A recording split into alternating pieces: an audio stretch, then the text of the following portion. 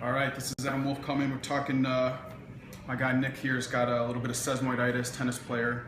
He's a lefty, so when he's coming through in this phase of gait here, doesn't really get a lot, when he's following through, his hip doesn't get a lot of rotation. He kind of tweaks out the bottom of his, look down here now, the bottom of his foot out over his sesamoids. So things that I look at when I'm looking at the foot, I'll invert the rear foot, and then I'm just going to evert the forefoot, and then I'm just going to, once I got the joint motion taken up in the midfoot here, I'm just going to sort of adduct to see how much, as Gary Gray would say, wiggle wiggle or no wiggle wiggle there is. So you can see there's not a ton of that wiggle wiggle when I look at his first right here versus this side when I invert his foot, evert his forefoot, invert his rear foot, and then I adduct his forefoot. You can see how much more motion there is after I take up the joint space.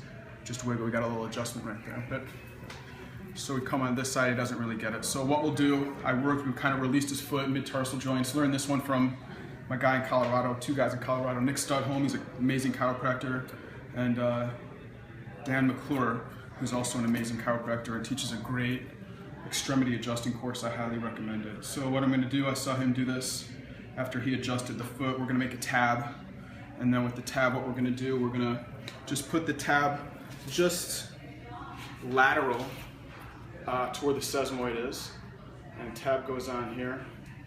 No tension or anything. I'm going to take another piece. What we're going to do is just create a little bit of that inversion to position his midtarsal joint to go through that second phase. This is going to be in conjunction with a lot of the tissue stuff that he does and some stretching for his specifically midfoot and right hip into internal rotation, which he doesn't get. So I'm just going to put this on the foot right here. We're just going to line it up with the tab and not really put any tension on it. Once I got that here, just going to add a little bit of pull straight up this way to invert the forefoot a little bit, and then I'm just going to lay the top of the tape back down. And so we'll go with the second piece around it.